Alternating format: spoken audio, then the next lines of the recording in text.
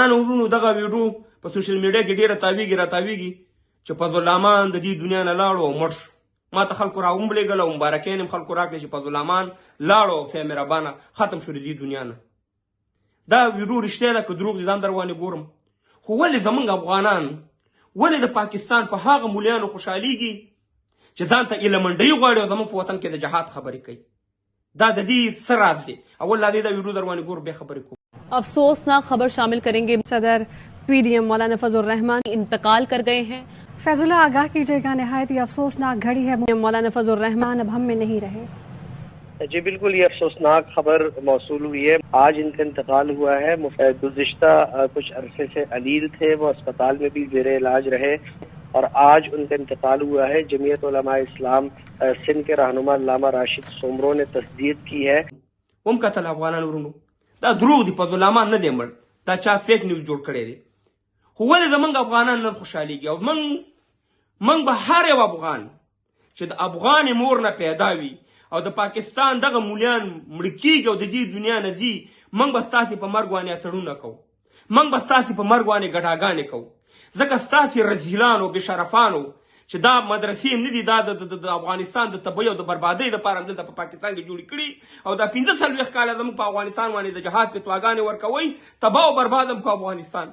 زموږ د خور نه هم قلم واغوستو، زموږ د لور نه هم قلم واغوستو، زموږ ځوانان هم مسافر کړه، زموږ وطن هم در په در کړه همدغه ستاسې په شان د رزیلانو بېشرفانو مولیانو. سمیع الحق او د سمیع الحق دغه بوراز وایي چې نه شي دی او نه هی دی. او همداسې فضل الرحمن یا همداسې خدای مهربانه قاضي حسین احمد چې دا څومره هستې خدای تباه او برباد کړه، ټول به جهنمیان هستئ. ځکه چې تاسې ته خپل د کفر قانون لاندې ژوند تېروئ چې د انګریز قانون دی هغه منئ، په هغه کې وظیفې کوئ. خو زموږ افغانستان اسلامي قانون باندې د جهاد فتواګانې ورکولې او دلته هم خلک ټرېننګ کول، زموږ وطن هم تباه او برباد کړو. چې په کومه مدرسه کې د پاکستان په کومه مدرسه کې د افغانستان په خلاف د جهاد فتوا ورکول شوي، کم ملا ورکړي، کم قاري ورکړي، هغه مردار دی او د هغه په مرګ باندې موږ افغانان خوشحالي یو. او رب العالمین د دغه مدرسې د ځمکې سره د ځمکې کې، ځکه چې زموږ وطن تباه او برباد کړو ستاسې د لاسه. تاسو ته خپله ایلمنډۍ نه ښکاري، تاسو ته خپله په پنډۍ کې لوسې جنکۍ نه ښکاري، تاسو ته امریکایان په اسلام آباد کې نه ښکاري. نن زما د وطن چې دا حل دی، فضل الرحمن دا ستا د لاسه. سمیع الحق خدای دې په قبر کې په څلور بولي کا. همدغه شانې نور چې تاسې څومره د افغانستان باندې د جهاد فتواګانې ورکړي، خدای رب العالمین دې تاسې ټول تباه او برباد کړي. ځکه چې زموږ زړه تاو کوي، زړه. او انشاءالله دې دنیا کې خو به بد شي، په هغې دنیا کې به تاسو موږ د دغه ځینې نیسو او د پاکستان منافقې مولیانو چې ځان ته ایلمنډۍ لوسي جنکۍ کفر قانون غواړئ او زموږ وطن هم تباه او برباد کړو.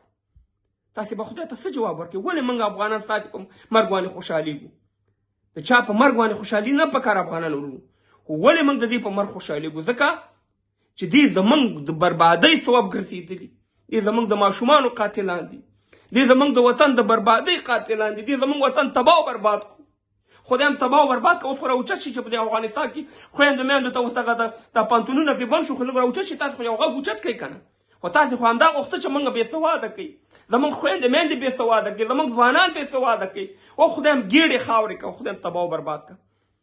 افغانان وروڼو چې کوم د پاکستان مولا، چې کوم د پنټون مولا نه خو کوم د پاکستان مولا په افغانستان د جهاد فتوا ورکړي او د جهاد خبرې کړي، په هغې مولا چې کله مړ کېږي اتړونه هم پرې کوئ، ګډاګانې پرې کوئ، داسې پرې خوشحالېږئ چې لکه دویم او دریم او څلورم واده چې کوئ. خدای هم تباه او برباد کړه. انشاءالله تاسې به جهنم ته ځئ. ځکه ځان ته ایلمنډۍ د کفر قانون او زموږ په اسلامي قانون زموږ په افغانستان باندې تاسې همیشه د 1904 نه تر اوسه پورې د جهاد اډم او د دغه هم ګرځولې. خدای هم تباه او برباد کړه. او انشاءالله تاسې به یو هم جنت ته نه ځئ، جهنم ته به ځئ.